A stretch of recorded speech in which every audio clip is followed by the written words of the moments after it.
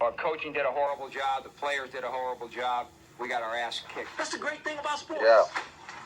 All right. All right, y'all. You don't have any win.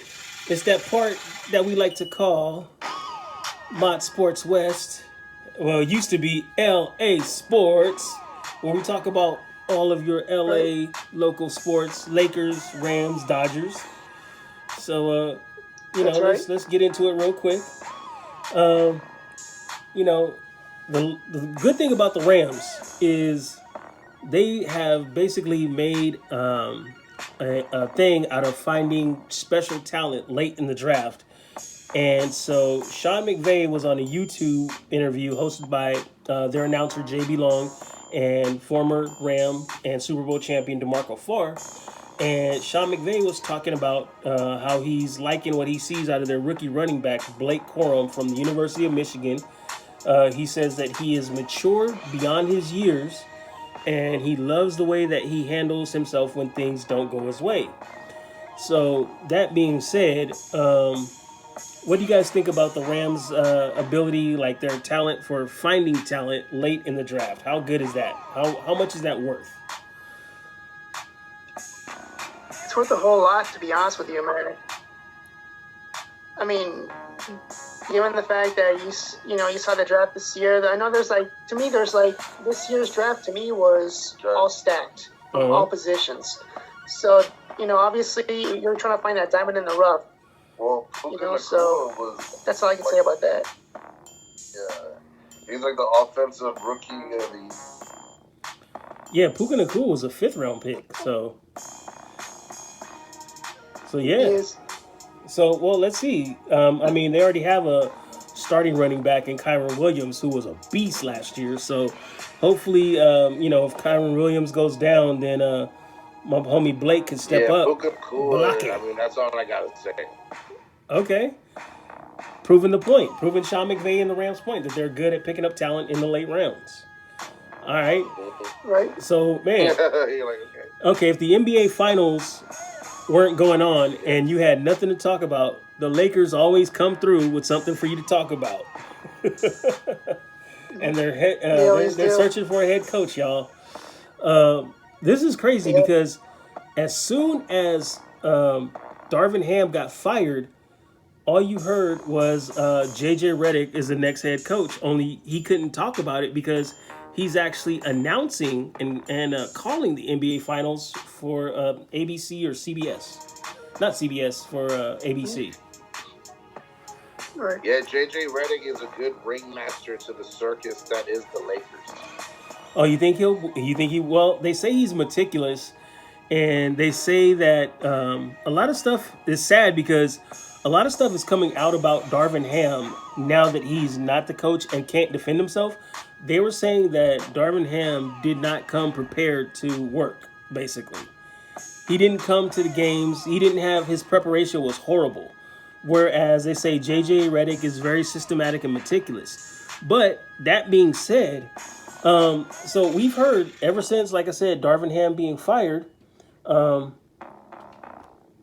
you heard was J.J. Redick. But then last week, it just seemed like it just started and stopped last week. You heard about Dan Hurley from UConn, right?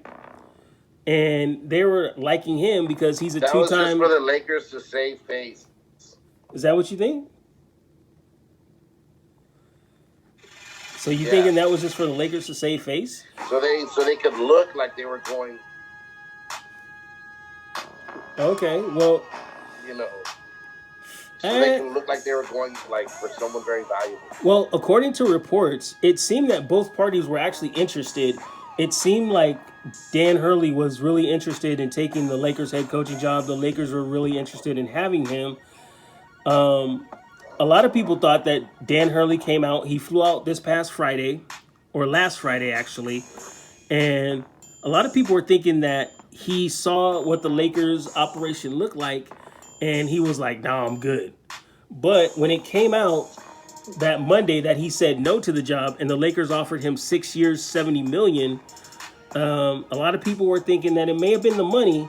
And Dan Hurley kind of confirmed that. He was actually on the Dan Patrick Show earlier this week saying that He said, quote, he said, money is a factor for leaving, but definitely not a factor for staying. So basically, if the money was right, he would have left UConn and came out to LA. And everybody knows, well, not everybody, but a couple of people have said that Dan Hurley's magic number was 100 million. 8 years, 100 million.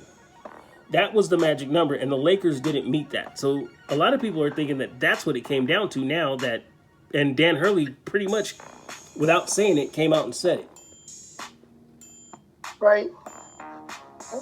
What's Ronnie, though? We're just going to keep going. Ronnie, when you come back when you can, bro, we're just going to round this out with the Dodgers. Basically, the Dodgers have... Wait. Sorry, I started to cut you off, Monster, but we have to talk about the Jerry West, though, that passed away this week. Oh, that's right. R.I.P. Jerry West, the logo. Yeah. Hey, Ronnie, when did you start watching the Lakers? If he's watching, though, because he's watching them right now. Disconnected right now. So, Sam, did you watch the Lakers at all? Well, obviously, when it came to the whole entire story, though, with J.J. Redick and, all the stuff that you mentioned about them, it's like, Yeah, no, I'm here. You all right, though, man? You okay, Ronnie? You good? Okay. Is he here? Oh, snap. Something's wrong with him, though. I mean, he has a link. He can join right back in. What's going on, though?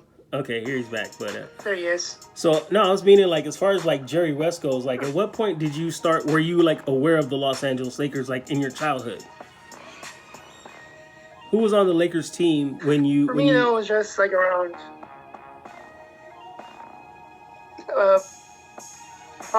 Kobe Bryant started to show up, though, man. Because I know that even with, his ability, though, along with, guys like Shaq and, Pau Gasol, that played down the line, though. So, basically around that time, though, that's when I can recognize the Dodgers, the Lakers. Okay. Sorry, we're going to the Dodgers next. That's why. Okay. Well, there's a kind of there's a crazy story. Well, not a story, but if you go back and looked at how Kobe Bryant got to the Lakers, it was actually Jerry West saw Kobe Bryant before anybody got to see him work out. He tried to hide Kobe Bryant. He didn't want anybody to see him work out. And so with the Lakers pick, they traded picks with, I believe, Charlotte. And Jerry West wanted the number 13 pick because he knew, Kobe was going to fall. Kobe was going to fall later on in the draft. But he wanted him at number 13. But I guess Charlotte ended up getting Kobe, and then he manipulated a trade. I mean, the story, I'm probably getting the story wrong, but basically Jerry West hid Kobe Bryant in the draft and manipulated it so he got to trade for him to get him away from Charlotte and put him with Shaq. So he went out and recruited. Best trade ever. Yeah, he went out and recruited Shaq and said, "Look, Shaq, I got this kid that's coming in, 17 years old. He's been to Italy and overseas, and he's going to be the best player ever." And when Jerry West says something, you don't doubt it. So the rest is history. He pretty much, if he was a gambling man, he'd probably go all in, and after that, he'd probably cash out all of his chips. Though. He did. Obviously, he won a lot. Yeah, Jerry West has been to the bank multiple times. All right, we got Ronnie back. Hey, Ronnie, we're going to talk about the Dodgers, man. So, basically, I think it's his connection. Right, we got to get you. We got to get you a better internet connection for Christmas. For Christmas, necessary. For sure. Well, anyway, really quick about the Dodgers. They've been on a hitting slump, but on Friday, yesterday, Freddie Freeman got a RBI single in the 8th inning to help them come from behind to beat the Royals. They won 4-3. And after we get off of this podcast, we can either watch Clash at the Castle, or you can watch the Dodgers at home take on the Royals at 6 p.m. Or first pitch is going to be at 6:10. So, right. I know what you'll be watching. I know you'll be at the Castle. Right, I will, though. Because I know that currently, though, you said around 6 p.m. Pacific Standard Time or East Coast Time? Pacific Time. West Coast? Yeah, they're playing at so home. basically, They're playing at. I can watch all. Oh, actually, you can watch they're Clash at playing the home, so Castle and go and you're probably First, close yeah. enough to Dodger Stadium. You can go get a ticket. Hell yeah, exactly. Hey, Ronnie, Hey, Ronnie, what's there up, we go. man? You gonna see the Dodgers today at 6? Where they play? Oh, the Royals, right? Yeah, they're playing the Royals, who they beat last night Cool, 4-3 thanks to a Freddie Freeman 8th inning RBI single. Right. All right, well, let's talk about what you watching. All I want to right. get into this. Let's talk about that. Okay, so I'm watching Clipped. Have you guys heard about that? Actually, I haven't seen that show. Okay. Like, what's it about? It's on Hulu, and it's actually a show about the Clippers. So we just talked about the Lakers in Mott Sports West, or what we used to call LA Sports. But this is the story of when the Clippers were owned by Donald Sterling, who was a racist, and how he was forced to sell the team to Steve Ballmer, and how V. Stiviano leaked the tapes. So this is like a whole like era, Different like take, though. yeah. So Ronnie, you liked Winning Time, right? Yeah, when he's Okay, well this is actually very close to Winning Time. So if you like Winning Time, you'll definitely love Clipped. Especially if you're in LA, mostly. Oh you yeah. know? yeah, no, I'm gonna check Clipped out because they got the guy from Home Improvement playing Don Sterling. You mean That's great, though. you mean Al Bundy? Yeah, that guy. You mean Married with Children? Married guy? with Children, yeah. And they got Lawrence Fishburne playing Doc Rivers. That's a good choice. It's a good casting choice. Oh, that's hilarious. Well, I got a humble brag because the show Right. Clipped is based off of somebody who I'm not like friends with, but somebody who I'm an acquaintance with, Ramona Shelburne. She did a 30 for 30 called The Sterling Affairs, which basically was like a documentary about how the timeline from Donald Sterling, being exposed to him being forced to sell the Clippers in court. Right. So it was based off of I have to that. look- So yeah, so I'm proud of Ramona Shelburne. I Right. don't want you doing podcasts with them. I don't want you doing games with them. So on all transparency, though, he didn't say the N-word. So I'm like, He might as well have. nah, I mean, yeah, but yeah, you know what? I need to hear it. Then I'll be like, all right. But he wasn't a-hole and other stuff. He was a mean guy. Yeah. So. Okay. All right. Any shows you guys recommend? Not shows, but movies. You gotta watch Dune 2. What? Dune 2? 2? Dune? Dune 2. Okay. Dune 2? Oh, Yeah, Dune 2, Dune yeah. 2. Okay. It's like how Monty told me. It's like Star Wars meets 300 meets Game of Thrones. Yeah, that's fair. cool though, That's about right. Yeah. Yeah, so I pretty enjoyed it. It was really fair. good. I like Timothy, whatever his name is, Shalon, whatever the hell. But Right? other than that, it was really good. Okay. What about you, Sam? You got any Can we recommendations? I don't know necessarily the actual film that Batista and Drew McIntyre are going to be on, though. I know it's like a film, though, but I forgot the actual name of the actual title that they're going to be in it. So, sorry about that, guys. Okay, well, we'll look it up. Drew McIntyre and Batista. Okay, well. Right? Mostly Batista. Mostly Batista. All right, the animal. All right, well, speaking of animals, let's talk a little bit of travel. Have you guys traveled anywhere lately? Even in LA? Been to Alvera Street? Anything? I've been to San Diego, though, for sure. Oh, San Diego. Okay. What's popping in San Diego, Sam? That's cool. That's good. Well, I went go there to witness the Comic-Con museum over there, just to check it out. They have a whole bunch of movie memorabilia. Whole costumes and stuff. Pretty cool stuff over there. Okay. Nice little gem. All right. What about you, Ronnie? Ronnie? I think Man, Ronnie takes trips in his own mind. I just been in the IE, like, I just got my oil change yesterday, so I have not been traveling. Okay, yeah, stay home. It's better for you to quarantine, I think. Yeah, I have not been traveling. Okay. Well, your boy is going to be headed back out to Vegas next week. Oh, so sweet.